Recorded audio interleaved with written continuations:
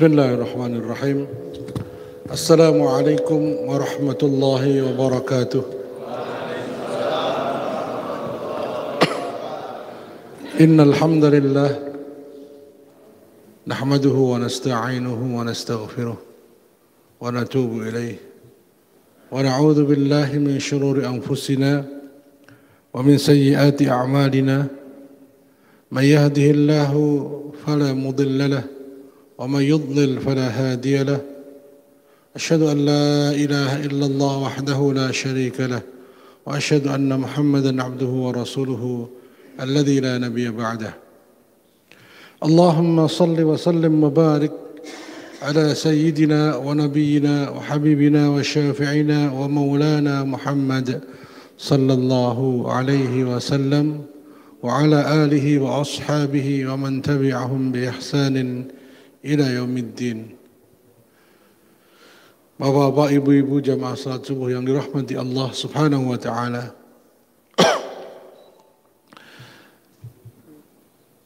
Tidak lupa marilah kita senantiasa memanjatkan puji dan syukur kehadirat Allah Azza wa Jalla atas nikmat yang Allah limpahkan kepada kita semua. Nikmat iman, nikmat Islam, dan yang hari ini besok mungkin akan diperingati oleh bangsa Indonesia nikmat kemerdekaan. Hari ini tanggal 16, besok tanggal 17. Ya. Amma bi ni'mati rabbika fahaddits, maka dengan nikmat yang Allah limpahkan oleh Tuhanmu, penciptamu, fahaddits, nyatakanlah. At-tahadduts bin ni'mah. Nah, ada seorang ulama, Dr. Muhammad Ahmad As-Salabi, seorang sejarawan dari Libya. Beliau menulis di media sosialnya, bukan hal yang sia-sia Allah menetapkan rezeki kita padahal kita masih dalam perut ibu kita. Bukan hal yang sia-sia Allah menentukan umur kita padahal kita belum dilahirkan oleh ibu kita. Allah menghendaki semua umat Islam tenang dalam hidupnya. Karena rezeki yang telah Allah tetapkan untuk kita tidak akan direbut oleh orang lain. Allah inginkan umat Islam tenang karena walaupun pasukan mengepung, kalau ajal belum ditetapkan tidak akan datang. Jadi bahkan baik buruk kita, jodoh, rizki, hidup mati, itu sudah ditetapkan sebelum kita dilahirkan. Maka tidak mungkin ada nikmat yang sangat besar Allah tidak mengajarkan ada apa di balik itu. Hikmah yang besar. Maka ayat pertama surah kedua, surah Al-Baqarah, Alif Lam Mim, ayat kedua ya.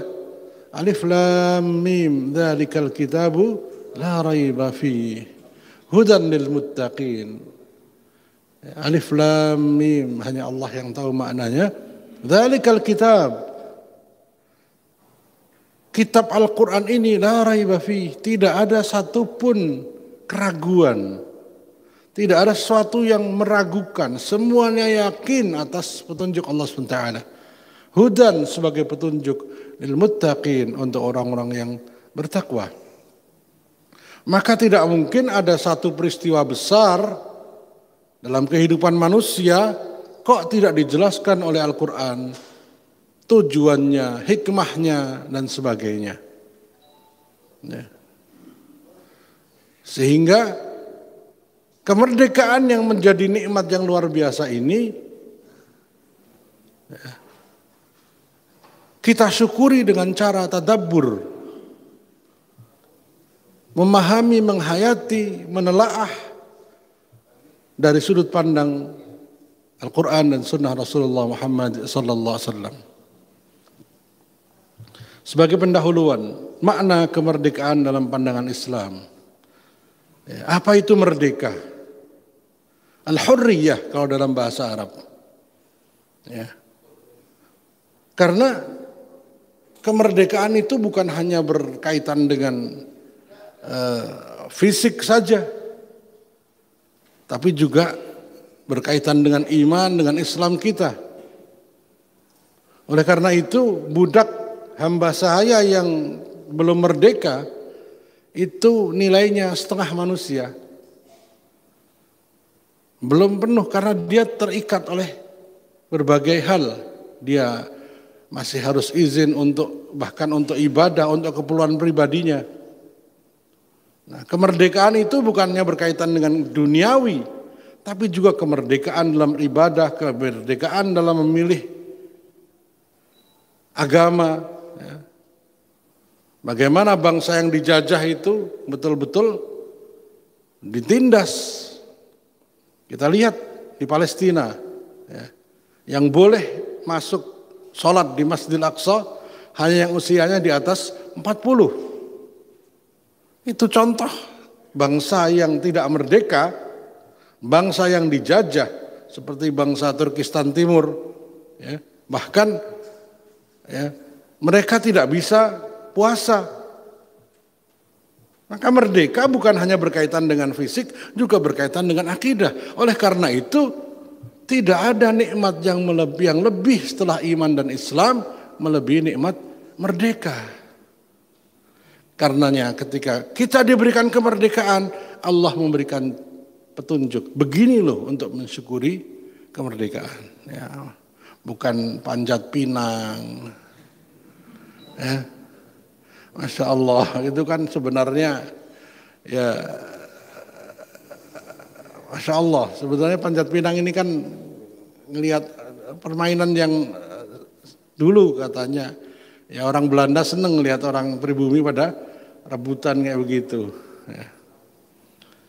Hal-hal yang kita syukuri dengan sesuatu yang Allah ajarkan.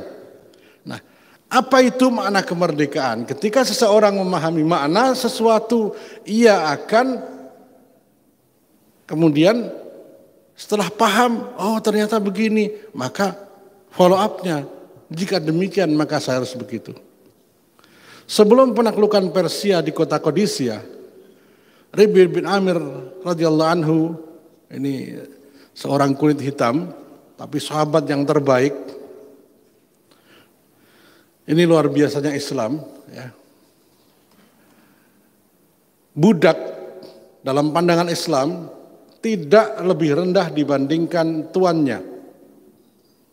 Seorang tuan boleh memiliki budak dengan syarat makan dan pakaiannya sama. Ya.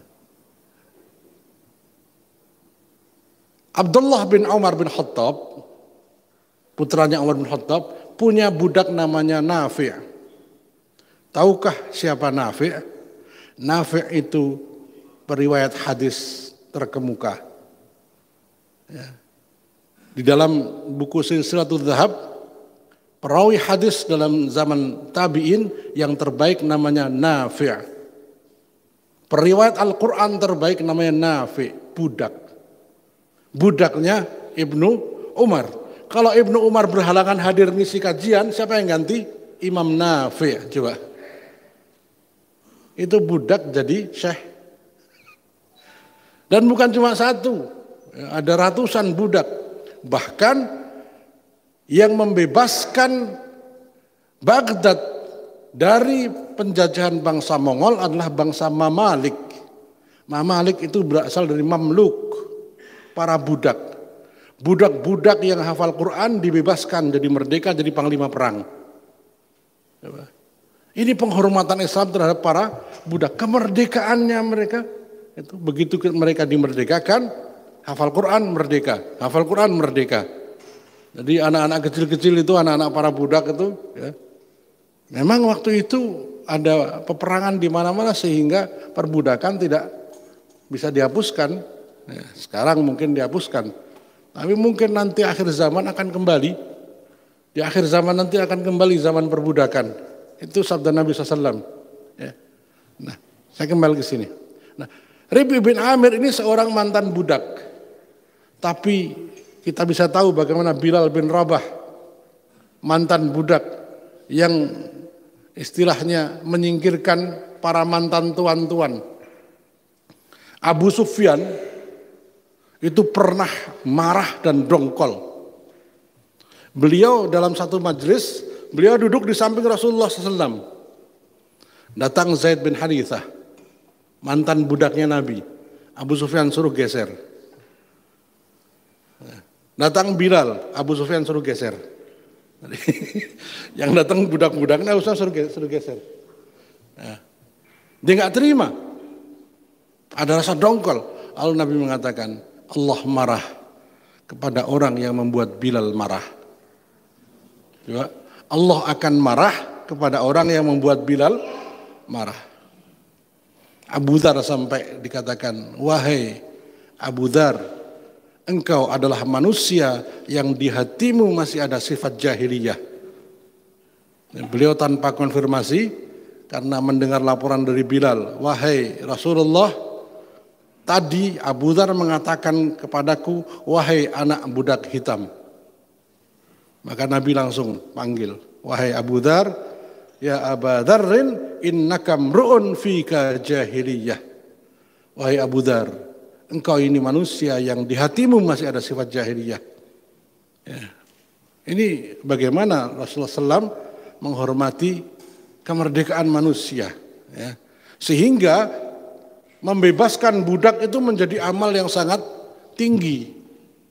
Dalam Al-Quran disebutkan beberapa kafarah membebaskan budak. Ya. Awalnya Rib'i ditolak oleh Rustum karena beliau adalah laki-laki kulit hitam. Nah, sikap ini yang kemudian menjadikan Rib'i mengatakan, kalian ini manusia apa? Kalian menyembah antar manusia. Kalian membedakan antar manusia. Kami tidak. Nah, kalian bangsa yang masih terjajah. Di antara kalian menjajah kalian sendiri. Ya. Ini prinsip ini sudah ada jauh sebelum Barat mengenal egalite, fraternite dan apa itu tiga prinsip itu. Ya. Bukan berarti seperti yang apa namanya lambang Prancis itu kebebasan, kemerdekaan dan apa itu ya. Ada freedom of choice dan sebagainya. Islam sudah mengenal itu. Ya. Laisa li arabiyyin ala ajamiyyin fadlun illa bittaqwa. Tidak ada kelebihan antara Arab dengan non-Arab kecuali karena takwa. Itu pidato Nabi di Haji Wada. Wahai manusia, kalian adalah anak cucu Adam. Dan Adam diciptakan dari tanah. Begitu. Kalian sama. Dari persamaan hak yang di Amerika baru dikenal setelah ratusan tahun merdeka, ya kan? Masih ada apartheid sampai hari ini, sampai ada yang kemarin Josh apa? Yang Black Lives Matter, ya kan? Sampai hari ini masih ada Amerika diskriminasi. Islam sudah menjadikan bangsa-bangsa sama semua. Itulah mengapa ketika Fathu Makkah, ketika Mekah ditaklukkan, Nabi perintahkan, wahai Bilal, naiklah engkau ke Ka'bah. Siapa yang jadi ini? Ya, kalau nggak salah Umar bin Khattab. Bayangkan, orang-orang para pimpinan, ya, para bangsawan, punggungnya buat tangga mantan budak Bilal bin Rabah. Bilal naik untuk azan. Masya Allah, ini sebuah pesan. Kalian sama. Yang paling mulia di antara kalian adalah yang paling bertakwa. Inna akramakum indallahi atqakum. Ya. Tetapi para sahabat radhiyallahu anhum meyakinkan bahwa Rib'i adalah laki-laki terbaik di tengah mereka. Lalu terjadilah dialog berikut ini. Coba kita lihat hari ini di Amerika. Kulit hitam itu sangat sulit untuk bisa mendapatkan tempat yang terhormat. Ya. tetap kulit putih. Coba lihat di Australia, orang aborigin itu terpinggirkan. Sampai hari ini dalam pikiran kita, dalam mindset kita masih mengatakan penemu benua Amerika itu Christophorus Columbus. Sampai orang Amerika disebut Indian karena menyangka itu orang India. Padahal bangsa Maya, bangsa Aztec sudah punya piramid di sana. Kok disebut yang menemukan Christophorus Columbus? Yang lain nggak dianggap sebagai manusia. Yang dianggap manusia hanya yang kulit putih, dan kita ikut sampai hari ini. Nah, jadi nanti kalau ada pelajaran sejarah, anak-anak diajari siapakah penemu benua Amerika? Orang Amerika, begitu. Nah iya toh, siapakah Christophorus Columbus? Ya, perampok kesasar. Ya, karena dia datang setelah itu emas dan kekayaan alam Amerika dibawa ke Spanyol, kan begitu. Perampok kesasar. Ini karena mindset kita dibolak-balik ya. Penemu benua Australia Abel Tasman katanya. Orang aborigin sudah tinggal di situ ratusan tahun. Orang Bugis sudah sampai ke sana. Ya. Rustum bertanya kepada Rib'i, dengan membawa pesan apa engkau datang ke sini? Ya. Jadi satu-satunya utusan yang tidak mau tunduk. Yang lain harus nunduk, bungkuk, dia nggak mau. Dalam cerita yang lain disebutkan beliau bungkuknya mundur. Dia tuntun kudanya, ditambatkan di depan tendanya. Jadi menunjukkan bahwa kami bangsa merdeka. Lalu Rib ibn Amir menjawab, kami datang ke sini diutus untuk membebaskan manusia dari penghambaan kepada sesama manusia menuju penghambaan kepada Allah saja. Dari kehidupan dunia yang sempit menjadi luas, dan dari kezaliman segala agama menuju keadilan Islam. Inilah tujuan tujuan penyerangan Islam. Maka kalau ada orang mengatakan Islam disebarkan dengan pedang, iya. Mana ada orang yang dengan sukarela tiba-tiba, ya saya masuk Islam, kan enggak? Nah, ketika Rasulullah SAW mau menyerang Mekah, apa kata beliau? Ji'nakum bidzabhi. Wahai orang Mekah, kami akan datang kepada kalian untuk menyembelih kalian. Ini bahasa perang, ya kan? Bahasa say war. Begitu mereka tidak melawan, siapa yang masuk Ka'bah aman. Siapa yang masuk rumahnya Ibnu Abi Sufyan aman. Ya.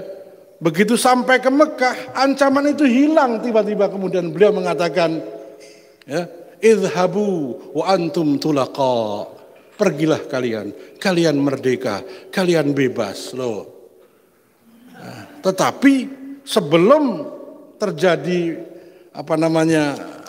masuk ke kota Mekah, beliau adakan saywar dulu.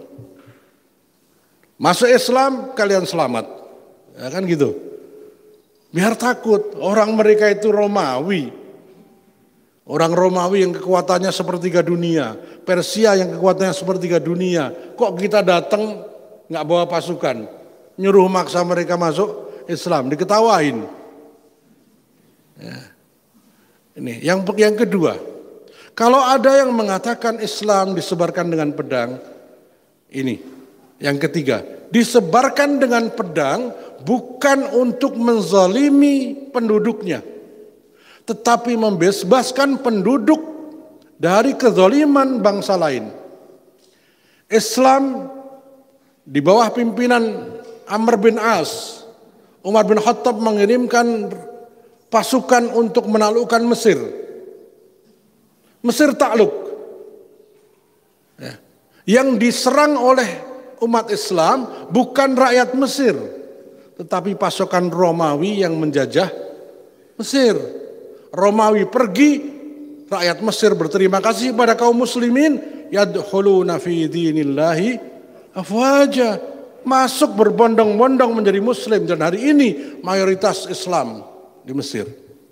Demikian pula di Syam yang dijajah oleh Persia.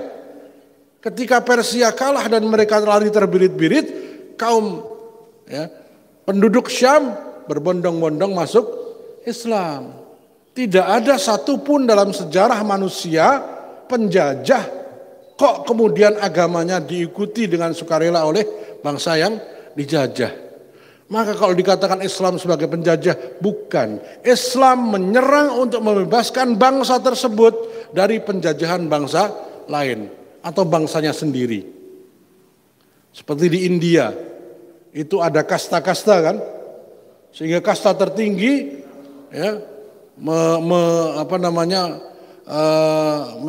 bahasanya nggak menjajah karena satu bangsa ya.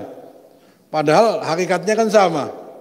Feodalisme juga, ya, memanipulasi, macam-macam lah, menekan, ya, bangsa yang kasta yang lebih rendah. Begitu Islam datang, kalian sama.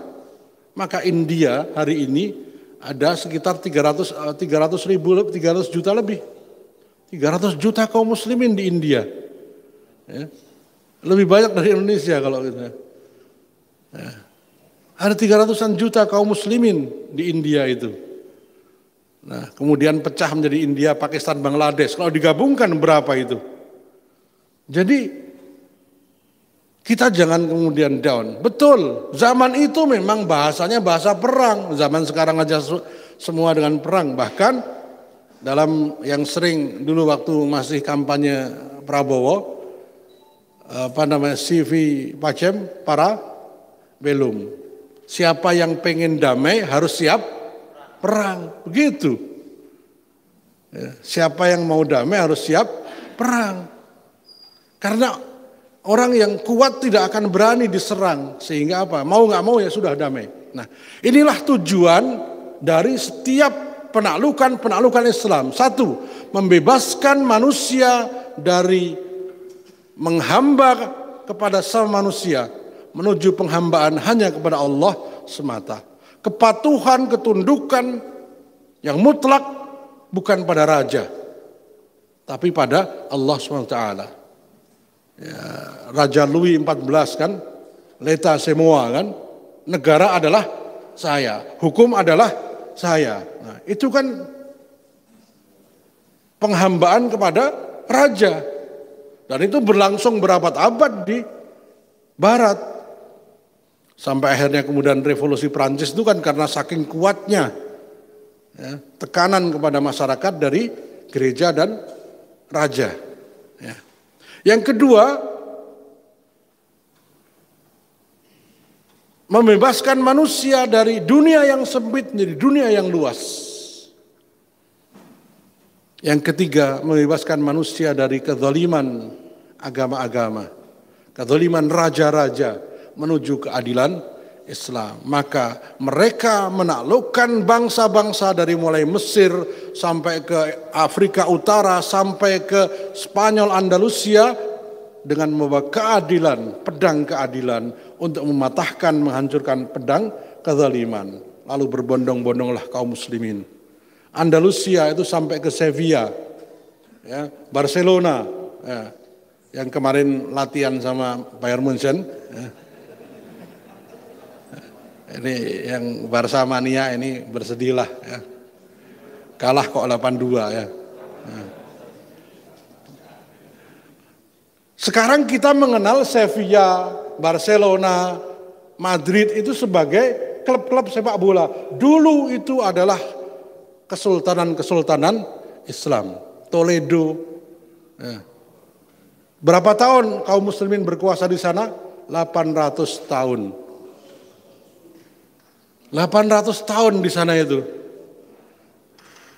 Sampai ada banyak sekali lahir para ulama. Imam Qurtubi itu dari Cordoba, Cordoba. Imam Ibnu Hazm Al-Andalusi, Ibnu Rushd, banyak sekali dari sana para ulama. Ya. Jadi kalau kita mengatakan kedokteran modern itu kedokteran yang yang sekuler, tidak benar. Peletak dasar kedokteran modern adalah Ibnu Rushd dan Ibnu Sina. Mereka adalah ulama-ulama Islam. Ya. The God of Medicine. Ya. Jadi kita lupa dengan sejarah kita sehingga kita tidak tahu bahwa ternyata 800 tahun Islam menguasai Spanyol. Namun kita lihat hari ini habis. Di Sevilla nggak ada masjid. Masjidnya sudah dibikin gereja, dibikin kafe, dibikin bioskop. Nah, masjid yang terkenal, masjid Cordoba sekarang jadi museum dan jadi kafe. Istana yang terkenal Alhambra nggak tahu sekarang jadi apa. Banyak sekali Alhambra kalau Alhambra itu. Ya. Inilah hakikat kemerdekaan, membebaskan manusia, memerdekakan manusia dari menghamba kepada sama hamba. Menjadi manusia yang merdeka. Kenapa? Karena hanya menghambakan diri kepada Allah Subhanahu wa ta'ala. Ini hakikat kemerdekaan. Yang kedua, dari sempitnya kehidupan yang hanya melihat duniawi saja menjadi kehidupan yang luas yang orientasinya dunia dan akhirat. Yang ketiga, membebaskan dari kezaliman para penguasa yang zalim, para raja-raja, agama-agama yang zalim kepada keadilan Islam. Itu makna al-hurriyah, kemerdekaan. Kata-kata Rib'i bin Amir ini begitu monumental sehingga banyak dikutip oleh para ulama. Para ahli sejarah juga banyak mengutip. Ya. Di balik kata-kata itu tercermin tujuan-tujuan asasi kedatangan Islam. Salah satunya yang terpenting ialah membebaskan manusia dari hakikat penjajahan dan penindasan menuju kemerdekaan sebagai hamba-hamba Allah yang hanya mengabdi kepadanya saja.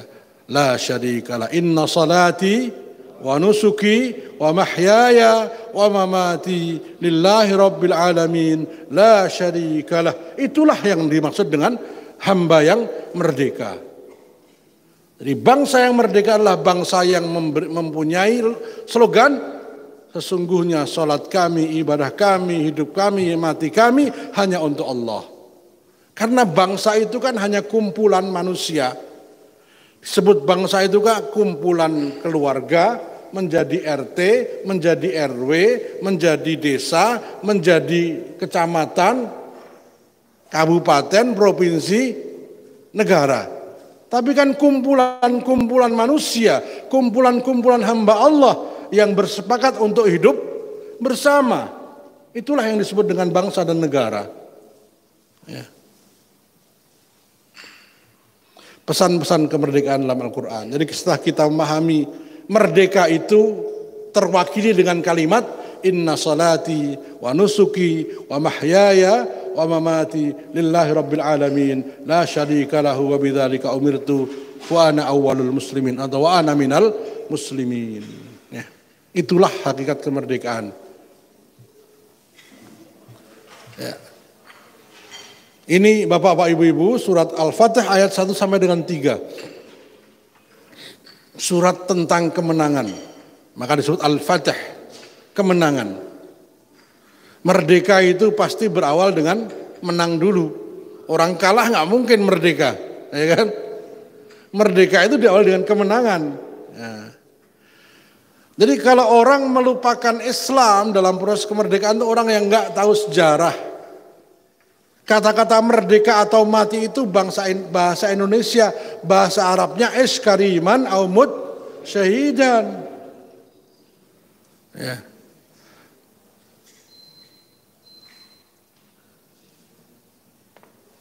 Dimudahkan dengan bahasa Indonesia merdeka atau mati. Orang tidak mau mati sembarang mati. Mereka pasti memilih mati yang husnul khatimah. Dan mati yang terbaik, mati yang lebih indah dari kematian para nabi, yaitu mati syahid. Mati syahid itu ketika tertembak, kata Nabi SAW, atau terkena pedang atau terkena tombak, ketika meregang nyawa hanya seperti digigit semut. Sabda Nabi SAW. Ya. Sedangkan mati dalam keadaan biasa, sakratul maut, yang paling ringan seperti disayat 70 sayatan pedang. Hadis Nabi SAW. Jadi, mati syahid itu dirindukan banyak orang karena banyak sekali keutamaannya. Dan Indonesia pernah mendapatkan kesempatan itu. Maka tidak mungkin umat Islam, ya, sampai Bung Tomo mengatakan, kalau tidak ada takbir, saya bingung bagaimana mengangkat semangat kaum muslimin untuk berjihad melawan Belanda. Ya. Inna fatahna laka fathan mubina liyaghfir laka Allahu ma taqaddama min dhanbika wa ma ta'akhkhar wa yutimma ni'matahu 'alaika wa yahdika siratan mustaqima wa yansuraka Allahu nasran aziza. Ini tujuan kemerdekaan. Kalau tadi makna dan hakikat kemerdekaan, sekarang tujuan kemerdekaan. Kenapa Allah memberikan bangsa ini merdeka? Untuk apa? Ya. Kenapa Allah memberikan kemerdekaan, kemenangan kepada Rasulullah SAW yang disebut dengan Fathu Makkah, pembebasan kota Mekah. Mekah direbut kembali dalam naungan Islam. Ini hari ini masih ada tanggung jawab umat Islam seluruh dunia yang belum selesai mengembalikan Al-Aqsa kepada umat Islam. Itu amanah sampai hari kiamat nanti. Kenapa? Karena Al-Aqsa itu muqaddasatuna, tempat suci kita. Sudah pernah saya bahas di kajian ini fakta sejarah yang menyebutkan bahwa memang Al-Aqsa telah menjadi wakaf kaum muslimin. Sesungguhnya kami telah memberikan kepadamu kemenangan yang nyata. Nah, sungguh Allah telah memberikan fatahna laka fathan mubina. Kemenangan yang benar-benar, kemenangan yang kokoh, yang nyata, yang tidak akan goyah lagi. Dalam surat Al-Maidah disebutkan sampai-sampai orang kafir itu putus asa untuk mengganggumu wahai Muhammad. Putus asa. Itulah kemenangan yang nyata. Sampai orang kafir putus asa. Al-yauma ya'isal ladina kafaru. Ya. Hari ini orang kafir telah putus asa untuk mengganggu kalian. Lalu al-yauma akmaltu lakum dinakum wa atmamtu alaikum ni'mati wa raditu lakumul islam madina. Ini ayat yang terakhir ya sebelum di Haji Wada. Ya, nanti akan saya bahas setelah ini. Kemenangan yang nyata adalah kemenangan yang tidak mungkin terganggu lagi. Musuh sudah takut. Untuk apa? Allah berikan kemenangan yang nyata. Liyaghfirallahu lakallahu ma taqaddama min dzambik. Yang pertama, karena Allah hendak memberikan ampunan atas perjuangan menempuh berbagai rintangan, bertahun-tahun bahkan puluhan tahun melawan Belanda. Dosa kalian akan diampuni, yang hidup maupun yang mati. Nah ini Allah berikan hadiah maghfirah, surga juga, ampunan dan surga. Ma taqaddam, yang lampau, ma ta'akhkhar, dan yang akan datang. Oleh karena itu, bangsa yang mensyukuri nikmat Rabbnya akan menjadi baldatun tayyibatun wa rabbun ghafur. Maknanya apa? Baldah, negeri tayyibah yang baik, wa rabbun ghafur, Allah mengampuni penduduknya. Jadi bicara tentang perjuangan berakhir dengan kemenangan, lalu kemerdekaan, kemudian datanglah ampunan dan ridha dari Allah Subhanahu wa taala. Urutannya begitu. Hadiah terbesar bagi seorang hamba adalah diampuni dari segala dosa, diterima amal solehnya. Kan begitu. Yang kedua, setelah diampuni wa yutimma ni'matahu, serta menyempurnakan nikmatnya atasmu. Nikmat kemerdekaan, lalu nikmat Islam. Ada nikmat yang lebih tinggi daripada Islam? Nggak ada. Negeri mana yang lebih nikmat yang lebih besar kalau penduduknya diatur dengan aturan Islam. Jadi begitu. Ini urutannya seperti itu. Petunjuk Allah untuk orang-orang yang akan mendapatkan kemenangan ada dalam surat Al-Fatihah. Maka tidak mungkin Kiai Haji Wahid Hashim, Kiai Haji Abikusno Cokrosuyoso, Kiai Haji Agus Salim, Kiai Haji Abdul Qahar Mudzakir tidak faham ayat ini, padahal mereka adalah para ulama. Ketika mereka merumuskan dasar negara, tidak mungkin mereka para orang-orang yang hafal Al-Quran. Ya. 4 orang yang menjadi wakil dari kaum muslimin dalam PPKI, Panitia Persiapan Kemerdekaan Indonesia. Muhammadiyah mewakilkan Kiai Haji Abikusno Cokrosuyoso. NU mewakilkan Kiai Haji Abdul Wahid Hashim, putra dari Kiai Haji Hasyim Asy'ari pendiri NU, ayah dari Gus Dur. Kiai Haji Abdurrahman Wahid. Ya. Syarikat Islam mewakilkan Kiai Haji Agus Salim. Muhammadiyah mewakilkan 2 orang, Kiai Haji Dr. Abdul Qahar Mudzakir. Para ulama ini utusan dari kelompok, dari kumpulan para ulama, pasti faham sebentar lagi kita akan mendapatkan kemenangan, akan mendapatkan kesempurnaan. Maka mereka tidak mau kemenangan ini lepas dari kaum muslimin. Dan serta menyempurnakan nikmatnya atasmu dan membimbing kamu kepada jalan yang lurus. Siratam mustaqimah. Jalan apa? Jalan Islam.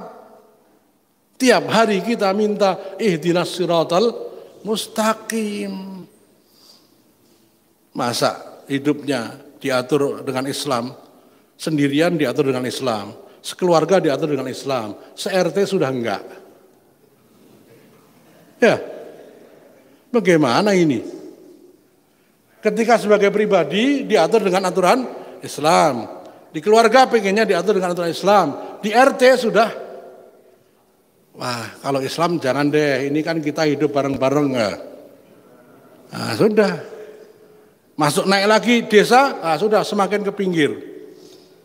Kecamatan tambah susah lagi. Provinsi, negara jangan loh. Bagaimana bisa kemerdekaan mendapatkan ridho kalau tidak sesuai dengan ayat ini? Siratam mustaqimah, jalan yang lurus. Tidak mungkin 4 ulama ini nggak paham. Saya yang bukan ulama aja paham.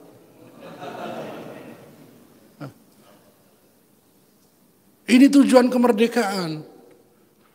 Ya, sesungguhnya kami telah berikan kalian kemenangan yang nyata agar kalian, berarti kan tujuan.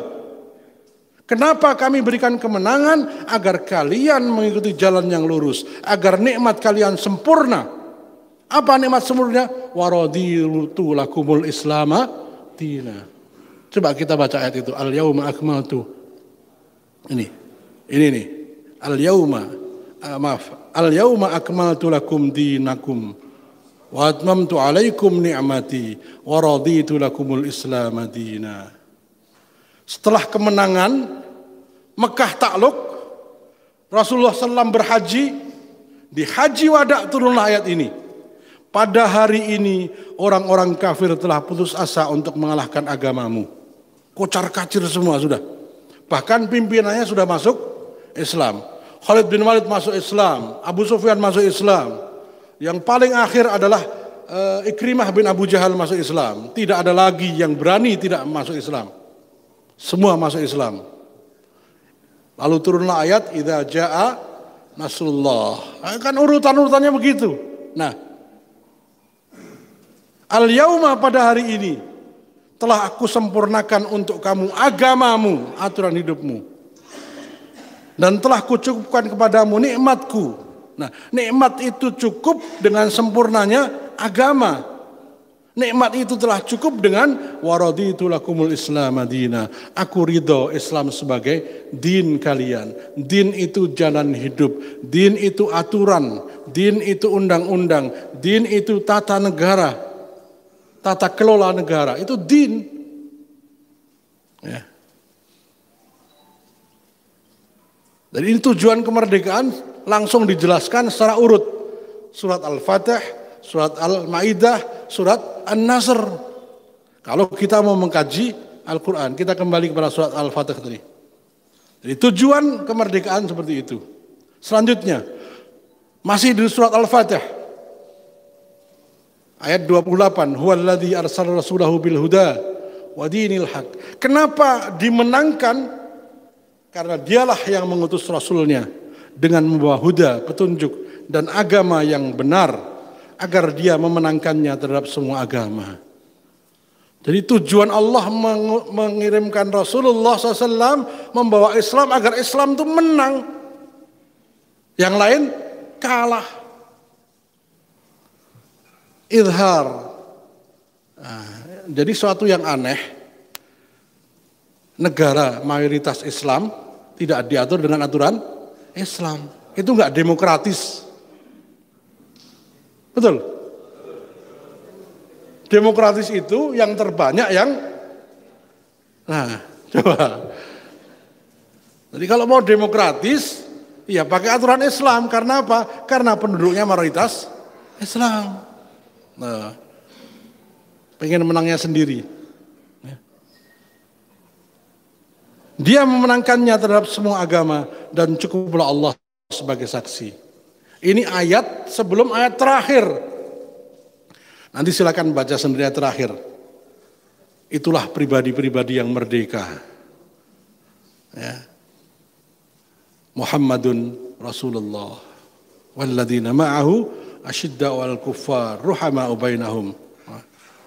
Ayat ini turun di saat perang baru selesai. Jadi memang harus ada cywar. Ada memompa semangat Muhammad adalah Rasulullah dan orang-orang yang bersamanya adalah orang-orang yang tegas, keras kepada kekufuran. Nah, yang bilang ini Allah Subhanahu wa taala. Kita pengen lunak. Loh, yang nyiptakan bumi ini Allah. Jadi kalau kemarin Mak Banteng bilang ya, yang tidak mau yang menolak Pancasila silakan tinggal di luar Indonesia.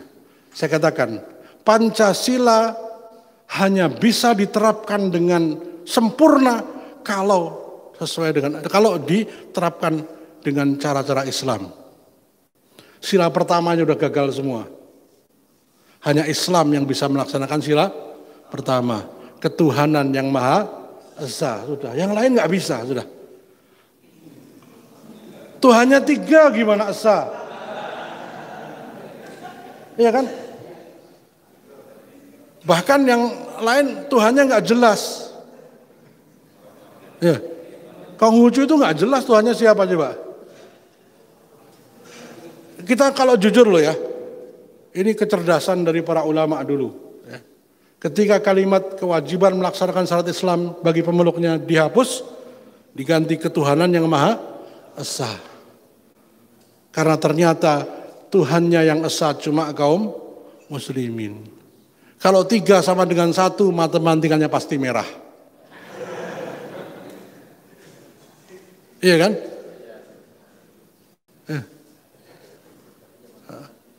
Nah, inilah. Idza jaa Rasulullah wal Fatih, apabila telah datang pertolongan Allah dan kemenangan. Nah, kemudian kemerdekaan. Pertolongan, kemenangan, kemerdekaan. Dan kamu lihat manusia masuk agama Allah dengan berbondong-bondong, maka bertasbihlah dengan memuji Rabbmu. Sucikanlah Allah, bertasbih. Ini cara, setelah kamu menang, jangan kemudian euforia berlebihan, mengadakan konser ini, konser itu, perbanyak tasbih, perbanyak dzikir, tahmid, ya, langsung diajari sama Allah caranya. Fasabbih bihamdi rabbika wastaghfir, mohon ampun. Ya. Mungkin sudah pernah dibahas di sini mukjizat istighfar ya. Keutamaan istighfar bukan hanya untuk menghapuskan dosa, tapi juga menambah kekuatan. Ya. Memberikan keyakinan. Ya. Sesungguhnya Dia Allah, Dia adalah Maha Penerima taubat. Ini ayat-ayat berkaitan dengan kemenangan kaum muslimin dalam Fathu Makkah. Membebaskan Mekah dari kaum Quraisy yang tidak mau menerima Islam. Ya. Nah ini tujuan kemerdekaan. Al-yawma ya'isal ladzina kafaru min dinikum. Pada hari ini orang-orang kafir telah putus asa untuk mengalahkan agamamu. Artinya mereka tunduk, sudah diatur oleh Islam. Sampai ya Isa sudah putus asa. Sebab itu janganlah kamu takut kepada mereka dan takutlah kepadaku, pada Allah. Nah, ini tujuan merdeka. Tidak ada penghambaan selain kepada Allah Subhanahu wa taala. Pada hari ini telah kusempurnakan untuk kamu agamamu, jalan hidupmu, aturan hidupmu, dan telah kucukupkan kepadamu nikmatku, dan telah kuridhoi Islam itu jadi agama bagimu. Ayat ini turun pada Haji Wada. Jadi haji ya. Al-Maidah ayat 3. Di akhir, ayat akhir. Hurrimat alaikumul maitatu wad-damu wa lahmul khinzir. Ya. Awalnya hurrimat alaikumul maitatu wad-damu wa lahmul khinzir wa ma uhilla li ghairillah. Ya. Baru terakhir al-yauma yasal ladzina kafaru min dinikum fala takhshawhum wakhshawni al-yauma akmaltu lakum dinakum ya. Nah, ini menegaskan kemenangan yang baru beberapa hari yang lalu terjadi. Ya. Rasulullah SAW di Madinah di Mekah hanya 18 hari. Mekah takluk, kemudian beliau mempersiapkan untuk haji karena beliau memang berangkat dengan haji qada, umratul qada, karena tahun lalu beliau berangkat dari Madinah 500 kilo berjalan kaki, di Hudaybiyah dicegat. Kaum Quraisy mengatakan, kalian tidak kami izinkan untuk masuk Mekah. Kemudian terjadilah perjanjian Hudaybiyah. Nabi SAW pulang ke Madinah. Nah, ternyata tahun depannya Allah berikan kemenangan. Ini 18 hari beliau di Mekah. Turun ayat Al-Yawma Akmaltu ini. Inna fatahna laka fatam mubina, kemudian dan sebagainya. Tujuan Allah memberikan kemenangan dan kemerdekaan kepada kaum muslimin adalah berdasarkan ayat-ayat tadi. Surat Al-Fatih, Surat An-Nasr, Surat Al-Ma'idah ayat 3. Tujuan Allah memberikan kemenangan dan kemerdekaan kepada kaum muslimin adalah satu, agar Allah memberikan ampunan atas dosa dan kesalahan mereka sebagai imbalan atas perjuangan dan pengorbanan. Dalam surat Ali Imran disebutkan, liyattakhidha minkum syuhada. Peperangan itu memang tidak bisa dihindarkan selagi hak dan batil masih ada. Itu pertempuran abadi, tidak mungkin damai antara hak dengan yang batil. Sudah sunnatullah. Oleh karena itu, hak dan batil itu akan terus terjadi peperangan. Jangankan antar negara, diri kita saja, nafsu kita saja selalu terjadi peperangan antara hak dan batil. Kalau haknya menang, maksiat tidak jadi. Kalau batilnya menang, kita jadi bermaksiat, kan gitu tiap hari. Ya. Jadi ampunan itu bisa berupa nikmat, lalu bersyukur dan Allah berikan ampunan. Bisa berupa musibah, kematian, tapi matinya mati syahid. Allah berikan ampunan bukan hanya untuknya, tapi untuk 70 anggota keluarganya. Semuanya boleh masuk surga. 70 orang dari seorang yang mati syahid. Ya. Ini saking mulianya orang mati syahid. Begitu meninggal, langsung ruhnya diangkat ke surga. Jadi orang-orang yang mati syahid itu sekarang sudah di jannah. Sudah di surga mereka. Inna arwah syuhada fi jawfi tayran hudrin fil jannah. Hadis sahih riwayat Bukhari. Ya. Hadis ini turun ketika Jabir bin Abdullah, seorang anak kecil, Jabir, putranya Abdullah, bapaknya meninggal di perang Uhud. Beliau menunggu bapaknya di perbatasan kota Madinah. Ditunggu kok nggak datang, nggak lewat. Ya Rasulullah, di manakah ayah? Nabi menjawab, bapakmu sudah di surga. Turunlah ayat, la yahsabanna alladziina qutilu fi sabilillahi amwata bal ahya'un 'inda rabbihim yurzaqun. Jangan kalian sangka orang yang mati syahid itu mati, bahkan mereka hidup, ya, terus mendapatkan rezeki dan seterusnya. Ya. Lalu Nabi menjelaskan bahwa ruhnya langsung diangkat oleh Allah ke surga. Nanti dikembalikan ketika hari kebangkitan. Tapi tidak melalui hisab, tidak harus melalui sirat. Ya. Balik lagi ke surga. Tidak melalui berbagai macam kesulitan, apalagi sakaratul maut, apalagi adab kubur, tidak. Apalagi pertanyaan dua malaikat, sudah langsung. Siapa yang nggak pengen kayak begini? Ya, mati syahid. Dan itu hanya diperoleh, ya, oleh mereka-mereka yang berjuang menegakkan agama Islam. Oleh karena itu saya sampaikan di dalam sebuah seminar tentang syariat Islam, saya sampaikan sebenarnya memahamkan makna jihad fisabilillah, yang paling penting memahami makna jihad adalah tentara dan polisi. Tentara dan polisi, agar tidak salah niatnya ketika mati. Karena mati cuma sekali, nggak bisa balik lagi. Salah niat, habislah. Ya kan? Siapakah orang yang paling punya kesempatan paling besar mati syahid? Ya tentara dan polisi. Mempertahankan sejengkal tanah milik kaum muslimin, matinya mati syahid. Kalau kemudian jihad nggak dibahas di situ, saya mati membela tanah air. Aduh, matinya nanti sama tanah, sama air. Ya, karena inna salati wa nusuki wa mahyaya wa mamati lillahi rabbil alamin. Kepada selain Allah berarti mati sia-sia. Ya.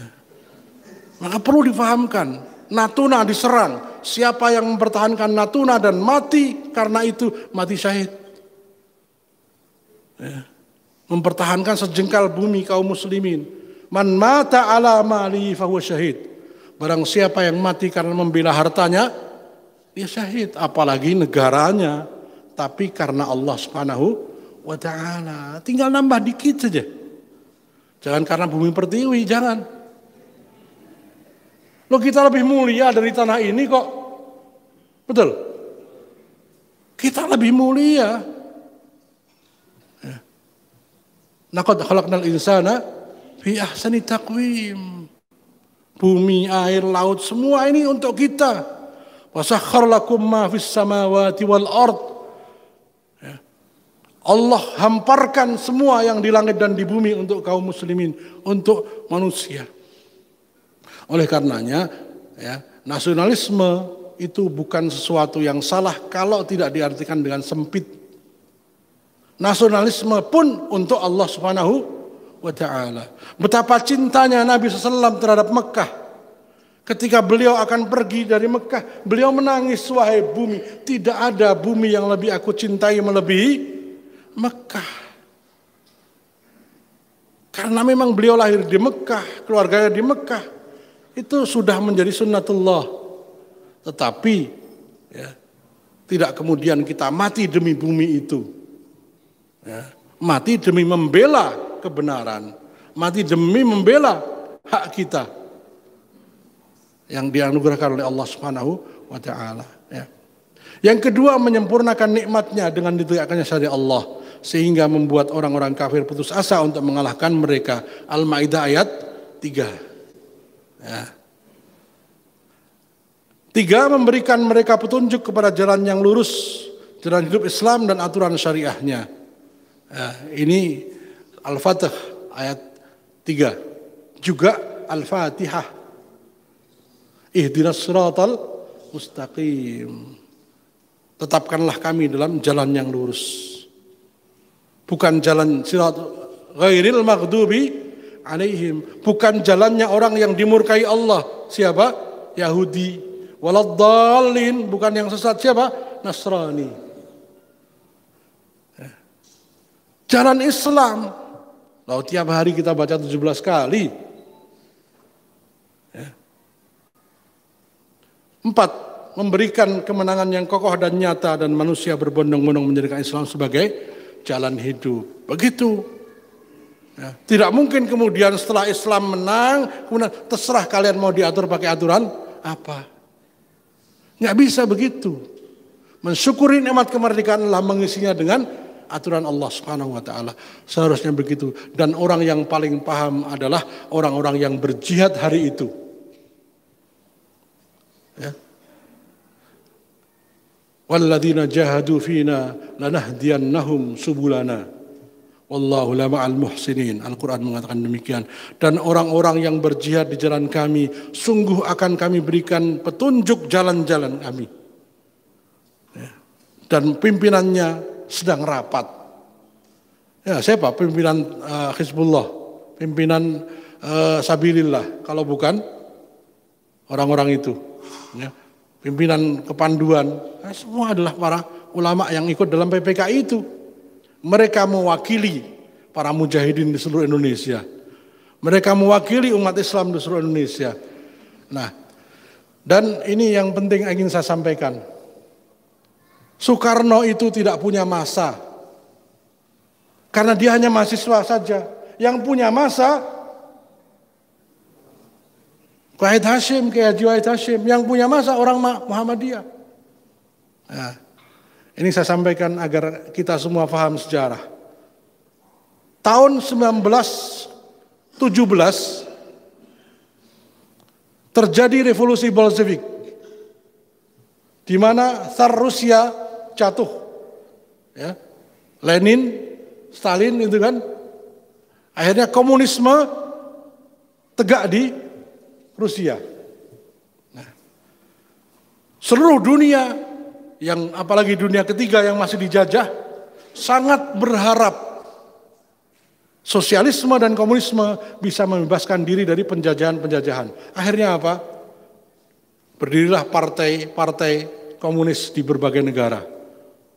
Di Arab itu partai Ba'ath itu partai sosialis. Gamal Abdul Nasir itu seorang sosialis. Yasir Arafat itu sosialis. Muammar Gaddafi itu sosialis. Pendiri partai Ba'ath namanya Michel Aflaq, seorang Kristen. Jadi dunia Islam, dunia kaum muslimin semuanya sangat mendambakan komunisme, sosialisme bisa membebaskan dari penjajahan. Tahun 1922 Soekarno kuliah di ITB dan ITB menjadi pusat sosialisme. Karena profesornya adalah dari Partai Sosialis Belanda. Ketika itu Soekarno sedang jalan-jalan ke Dayakolot. Ketemu sama seorang petani. Dia nanam di tanahnya sendiri, bibitnya dari bibit dia sendiri, diolah sendiri, dimakan sendiri, tapi masih kere terus.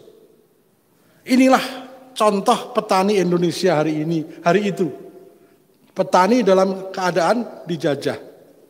Soekarno pengen menjadikan para petani ini bangsa yang merdeka. Lalu dia tanya, Pak namanya siapa? Marhen.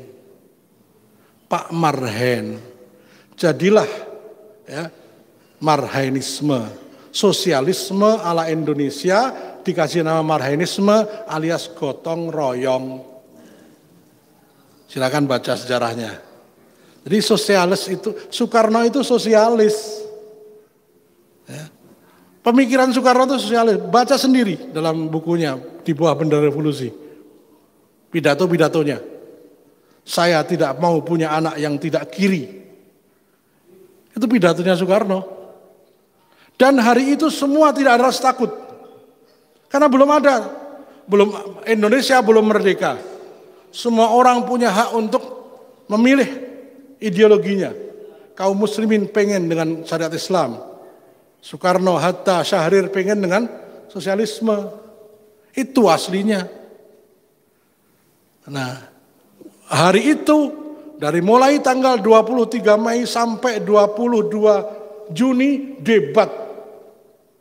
Apa dasar negara kita? Nah, nanti akan saya bahas setelah ini.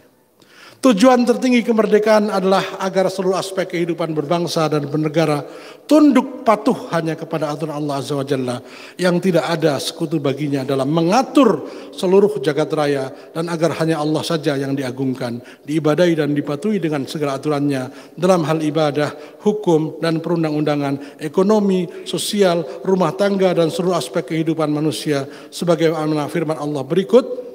Qul inna salati wa nusuki wa mahyaya wa mamati lillahi rabbil alamin la syarika lahu wa bidzalika umirtu wa ana awwalul muslimin. Katakanlah wahai Muhammad, sesungguhnya salatku, ibadahku, hidupku dan matiku hanyalah untuk Allah Rabb sang pengatur semesta alam. Tiada sekutu baginya dan demikian itulah yang diperintahkan kepadaku dan aku adalah orang yang pertama-tama menyerahkan diri kepada Allah.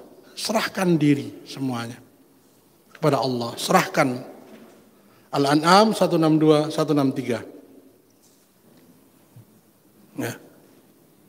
Dengan Islam kita menjadi mulia. Ini juga kisah tentang kemenangan. Ya, tentang pembebasan, tentang kemerdekaan bangsa Palestina. Siapa yang merdekakannya? Umar bin Khattab radhiyallahu anhu. Dari Tariq bin Syihab, beliau berkata, Umar bin Khattab keluar menuju Syam dan bersama kami Abu Ubaidah ibnul Jarrah, panglima yang dikirim oleh Umar.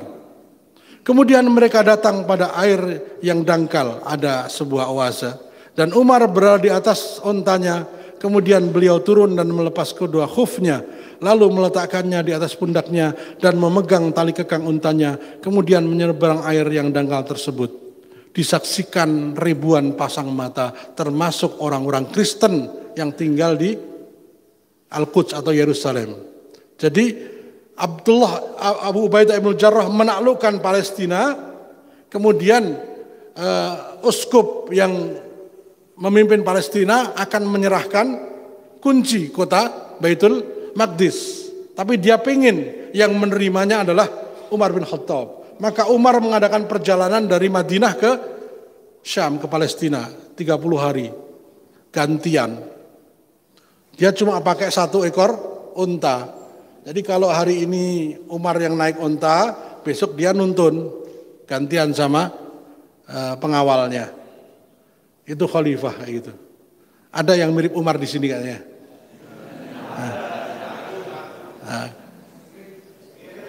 Maka Abu Ubaidah ibn Jarrah berkata, ya, ditonton sekian ratus ribu orang, kok malah nuntun unta, ngasih makan unta, kemudian ini sepatunya taruh di sini, sepatu yang dari kulit ya, khuf, taruh di sini kayak dekil amat gitu ya. Khalifah kok kayak begini gitu ya. Malu mungkin Abu Ubaidah ibn Jarrah. Paling enggak kan ya kayak gambaran para raja-raja Barat gitu ya. Wahai Amirul Mukminin, engkau melakukan ini, engkau melepas kedua khufmu. Khuf itu kaos kaki dari kulit ya. Biasa dipakai orang kalau di sini jamaah tabligh yang dari Pakistan itu ya. Dan meletakkannya di atas pundakmu. Ya, kalau mungkin di sini pakai handuk ya, handuk taruh di sini. Khalifah kok handuknya ditaruh di ya, leher, padahal itu nggak apa-apa. Dan engkau memegang tali kekang untamu, kenapa nggak suruh orang lain? Dan engkau menyeberang air yang dangkal ini, sungguh akan bahagian diriku kalau penduduk negeri memuliakanmu. Sudahlah, biar kami yang ini luar biasanya Umar. Bahkan untanya sendiri, dia yang ngurus. Ini tanggung jawab saya. Kalau mau bawa, ketika Abu Hurairah mau bantu, apa kata Umar? Kamu mau nanti di akhirat tanggung jawab ini. Ketika Umar mau membagikan beras gandum kepada penduduk Madinah di malam hari, itu beliau mikul sendiri. Abu Hurairah minta, wahai Umar, wahai Amirul Mukminin, biar saya yang bawa. Kata Umar? Kau mau bawa, tanggung jawabku nanti di akhirat. Mau bertanggung jawab atas kesalahanku nanti di akhirat. Enggak, wahai Amirul Mukminin. Ya sudah, biar saya yang bawa. Karena ini tanggung jawab saya. Belusukannya Umar kayak begitu. Panggul sendiri dia. Ketika ada orang mau bantu, dibilang, kau mau nanti di akhirat nanggung. Enggak, wahai Amirul. Ya sudah, biar saya yang bawa.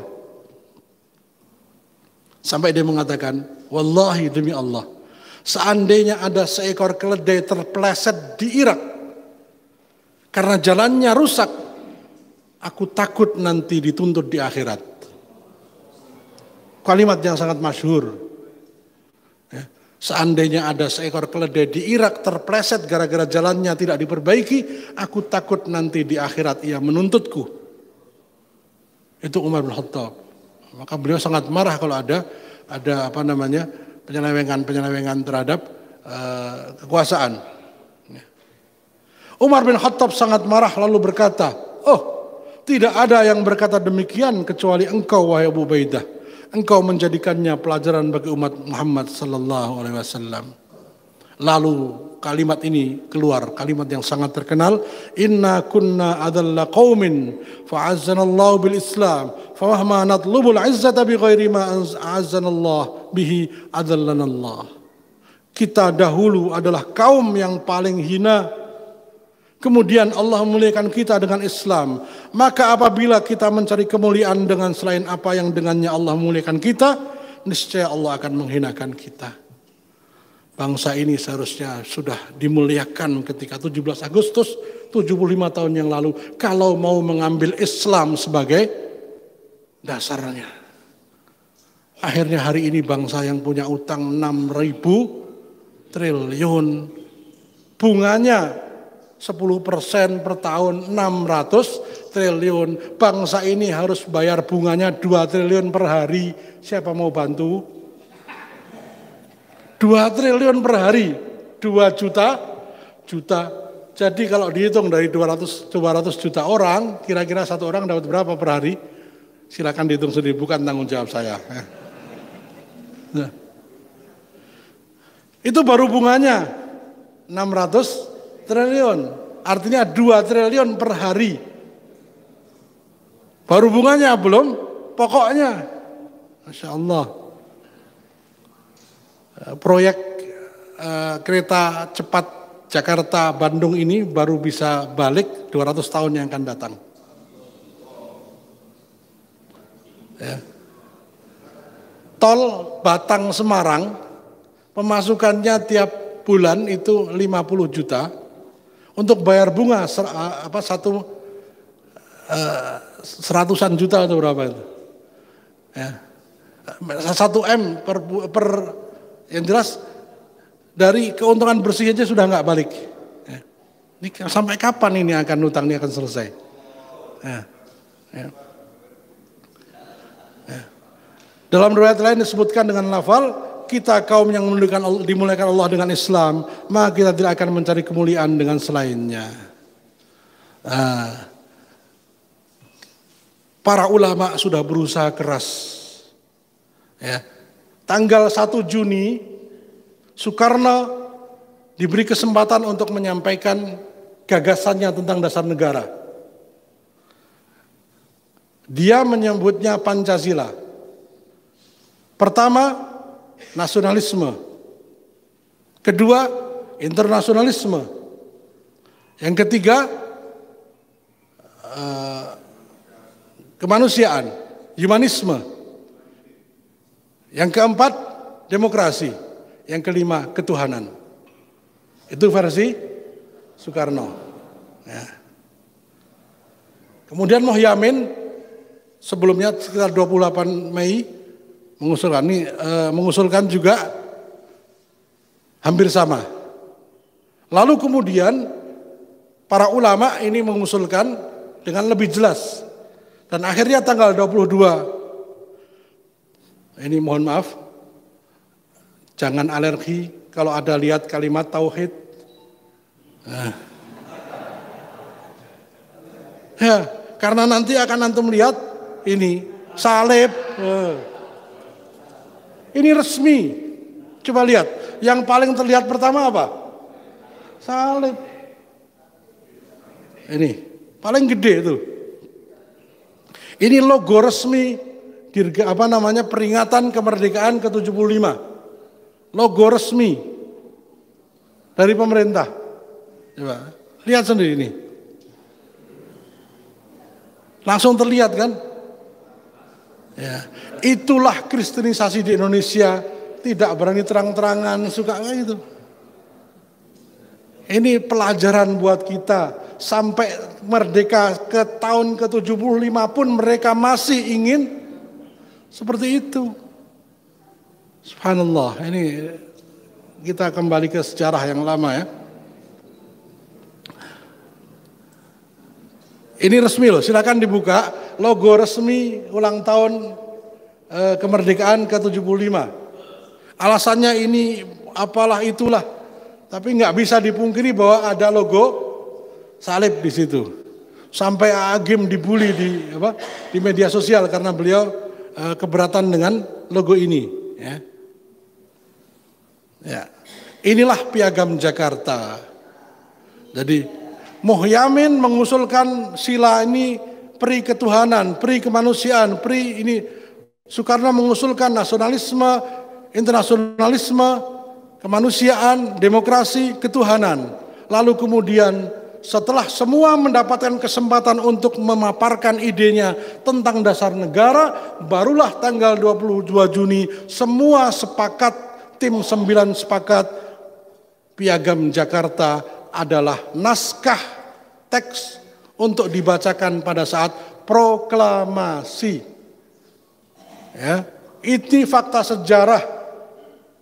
Fakta sejarah bahwa tanggal 22 Juni seluruh bangsa Indonesia yang diwakili oleh tim 9 sepakat akan memerdekakan bangsanya, dan disiapkannya lah teks proklamasi itu dalam bentuk Piagam Jakarta.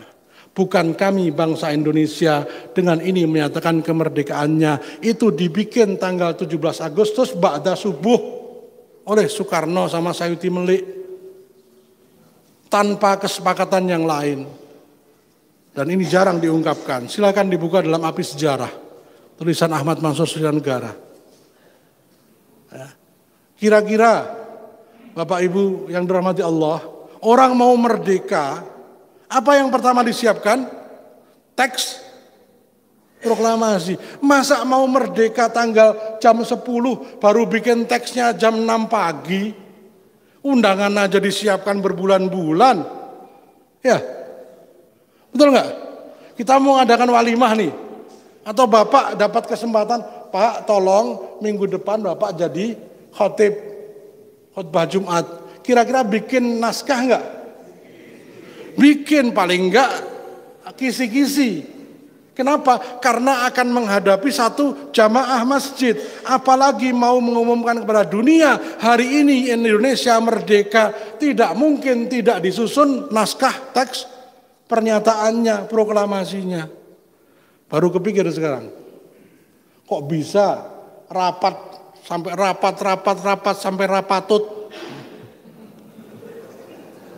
Rapat ya, merapatut ya, dari mulai Mei, ya, Mei, Juni, Juli sampai Agustus rapat. Naskah itu dibawa oleh Bung Hatta. Kemudian bahasa Jawanya ketelingsut. Apa ketelingsut itu? Susah saya. Hilang tanpa sengaja. Apa ya mungkin? Besok mau proklamasi, malamnya nggak disiapkan. Sehingga paginya bikin coret-coretan. Coba kita gunakan logika saja. Sementara sudah rapat sekian lama, kok lupa bikin teks proklamasinya. Ini sejarah yang dihilangkan dari kita. Kenapa? Kalau yang dibaca ini, maka dunia akan geger. Indonesia adalah negara yang berdasar ketuhanan dan kewajiban melaksanakan syariat Islam bagi pemeluknya. Itu konsensus bangsa tanggal 22 Juni. Saya hanya membacakan sejarah. Jadi kefahaman para ulama atas ayat-ayat yang saya sebutkan tadi melahirkan etikat yang kuat. Kami syukuri kemerdekaan ini dengan menerapkan syariat Islam bagi pemeluknya saja. Yang enggak Islam enggak usah ikut. Kira-kira mungkin enggak kalau para ulama itu sudahlah enggak usah Islam enggak apa-apa, kan kita besok merdeka gitu. Enggak mungkin. Dan hari itu belum ada yang punya dominasi kecuali para ulama. Yang punya dominasi adalah ulama. Yang didengar komandannya adalah ulama. Fatwanya yang didengar adalah ulama. Bahkan mau berangkat berjihad, datang kepada ulama, minta doa. Bambu runcingnya dikasih doa. Karena kuatnya pengaruh para ulama. Maka kepada ulama itulah diserahkan nasib bangsa ini. Saya bacakan. Ya, bahwa sungguhnya kemerdekaan itu adalah hak segala bangsa. Sudah pada hafal kan ini? Terasa sekali bahwa ini adalah kata-kata untuk proklamasi. Sampai akhirnya di sini, ya. Kemudian daripada itu untuk membentuk suatu pemerintahan negara Indonesia merdeka yang melindungi segenap bangsa Indonesia dan seluruh tumpah darah Indonesia, dan untuk memajukan kesejahteraan umum, mencerdaskan kehidupan bangsa dan ikut melaksanakan ketertiban dunia yang berdasarkan kemerdekaan, perdamaian abadi dan keadilan sosial, maka disusunlah kemerdekaan kebangsaan Indonesia itu dalam suatu susunan negara Republik Indonesia yang berkedaulatan rakyat dengan berdasarkan kepada ketuhanan dengan kewajiban menjalankan syariat Islam bagi pemeluk-pemeluknya. Menurut dasar kemanusiaan yang adil dan beradab, persatuan Indonesia dan kerakyatan yang dipimpin oleh hikmat kebijaksanaan dalam permusyawaratan perwakilan, serta dengan mewujudkan suatu keadilan sosial bagi seluruh rakyat Indonesia. Jadi dasarnya adalah ketuhanan dan kewajiban melaksanakan syariat Islam, tujuannya adalah keadilan sosial. Ini dokumen sejarah ditandatangani oleh seluruh wakil bangsa Indonesia tanggal 22 Juni. Ya, saya hanya memaparkan fakta sejarah yang sengaja disembunyikan selama ini. Sehingga banyak orang yang nggak paham apa itu Piagam Jakarta. Jadi kalau orang ingin kembali ke Piagam Jakarta itu kembali kepada kesepakatan awal bangsa ini. Bukan makar, asalkan tidak menggunakan kekerasan. Jadi apa yang saya omongkan ini bukan berarti kemudian angkat senjata, bukan. Ya. Nah itu yang sering salah tafsirkan. Kita mengembalikan bahasa sejarah. Nah, tanggal 17 Agustus, karena sudah mepet waktunya, ya terpaksa dengan alasan hilang, dibacalah teks proklamasi kami bangsa Indonesia dengan ini menyatakan kemerdekaannya, hal-hal yang mengenai pemindahan kekuasaan dan lain-lain diselenggarakan dengan cara saksama dan dalam tempo yang singkat-singkatnya. Itu dibikin jam 5 pagi, jam 10 dibacakan. Coba ceroboh sekali kan? Nah, ada apa di balik itu? Maka tanggal 18 rapat. Sila pertama harus dihapus. Kenapa? Karena Indonesia Timur akan melepaskan diri dari Indonesia kalau ada ini. Datanglah Laksamana Maida, Bung Hatta, Bung Karno dan Mr. Ahmad Subarjo. Ya. Akhirnya sidang PPKI berlangsung keras. Nah ini. Kiai Haji Wahid Hasyim mengatakan pernyataan bahwa pemerintahan Islam tidak akan dapat memelihara persatuan bangsa dan akan menjauhkan irian Indonesia Timur menurut pandangan hukum Islam adalah perbuatan mungkar yang tidak dibenarkan secara Islam. Dan wajib bagi tiap-tiap orang muslim menyatakan ingkar atau tidak menyetujuinya. Ini surat kepada Bung Karno. Ketidaksetujuan dihapusnya kalimat kewajiban melaksanakan syariat Islam bagi pemeluknya. Dari sila pertama. Namun akhirnya terjadi perdebatan panjang dan kemudian pihak kaum muslimin ngalah, ya sudah. Dihapus tapi diganti ketuhanan yang Maha Esa. Itu. Jadi ini ceritanya begitu, ya. Sampai hari ini. Ternyata belum cukup. Masih minta lagi. Presiden Republik Indonesia adalah warga negara asli yang beragama Islam. Ini harus dihapus. Maka jadilah Presiden Republik Indonesia adalah warga negara Indonesia asli, beragama Islam dihapus tanggal 18 Agustus. Nah, sekarang dihilangkan lagi aslinya. Karena amandemen tahun 2002, Presiden Republik Indonesia adalah warga negara Indonesia. Ya jelas, masa warga negara Amerika. Nggak perlu ada. Aslinya sudah hilang. Coba dari sini bisa kita lihat bahwa upaya-upaya untuk menggerus Islam itu masih berjalan sampai dengan hari ini. Nah, hanya dengan syariat Islam saja, hanya dengan syariat Islam saja, prinsip-prinsip Pancasila benar-benar dapat diwujudkan. Hanya dengan Islam saja ketuhanan yang Maha Esa itu bisa dilaksanakan. Tauhid itu bisa dilaksanakan. Esa, Maha Esa, bukan hanya Esa. Bukan ketuhanan yang Esa, tapi Maha Esa. Hanya dengan Islam saja semua sila ini bisa benar-benar diwujudkan. Ini cara kita. Jangan dikatakan Pancasila bertentangan dengan syariat Islam, bukan. Oh, ini hasil dari ijtihad para ulama. Bahkan ketika kata-kata kewajiban melaksanakan syariat Islam dihapus pun mereka masih ingin, ya Allah, ini disisakan. Yang Maha Esa. Hanya Engkau ya Allah Tuhan kami. Hanya Engkau ya Allah Tuhan bangsa Indonesia. Coba. Hanya Engkau ya Allah yang diibadahi oleh umat Islam, oleh orang Indonesia. Yang lainnya batil ya Allah. Apa mau kita menganggap Yesus sebagai Tuhan? Nah, silahkan kalian anggap, tapi kami tidak. Tuhannya bangsa Indonesia adalah Allah Subhanahu wa Ta'ala. Luar biasa. Bahkan sudah minta dihapus pun mereka masih punya ketajaman politik yang luar biasa, strategi yang Maha Esa, bukan hanya yang Esa. Allah yang Maha Esa. Kalau satu banyak yang satu, tapi yang Maha Esa tidak bergantung pada yang lain. Hanya Allah SWT. Sebagai penutup, ini pengakuan dari orang nggak tahu agamanya apa, karena mungkin nggak penting bagi dia. Ya. Siapa sebenarnya yang suka menggunakan sara? Negara kita akan negara yang berdasarkan ketuhanan yang Maha Esa. Jadi hormati dong umat Islam yang Tuhannya melarang memilih pemimpinnya yang non-Muslim. Itu artinya mereka melaksanakan Pancasila, sila ke-1. Nah. Jadi kalau kita pengen syariat Islam itu berarti melaksanakan sila pertama. Asalkan, ya itu, tidak melakukan kekerasan.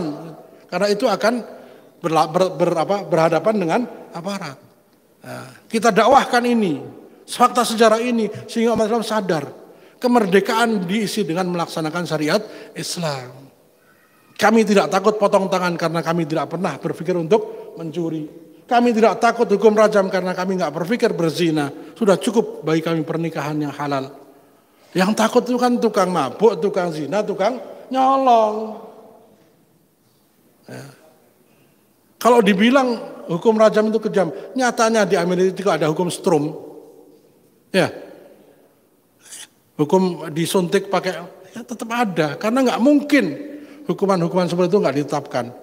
Manusia nggak takut kalau cuma hukum seumur hidup, nggak takut. Nah, tetapi ini semua harus kita maknai dengan bijak. Ya, tidak ada sedikit pun dari paparan ini kemudian untuk mengajak sikap-sikap yang radikal, sikap-sikap yang melawan aturan. Ya.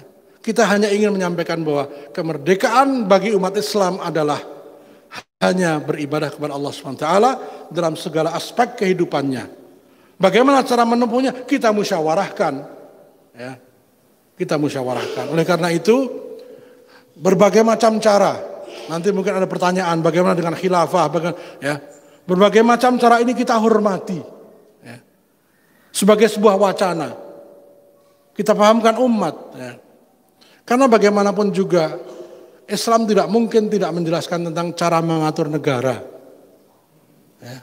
Adapun bentuknya apa, itu masih bisa diperdebatkan. Ya. Tetapi cara yang ditempuh adalah cara yang tidak merugikan umat Islam. Karena umat Islam hari ini sudah sangat dipojokkan dengan berbagai hal. Ya. Baik itu sengaja dibikin ataupun yang memang karena salah umat Islam sendiri. Maka kita jangan menambah PR umat ini. Kita pahamkan mereka. Ya. Demikian mudah-mudahan bermanfaat. Mohon maaf bila ada kata-kata yang kurang berkenan. Assalamualaikum warahmatullahi wabarakatuh.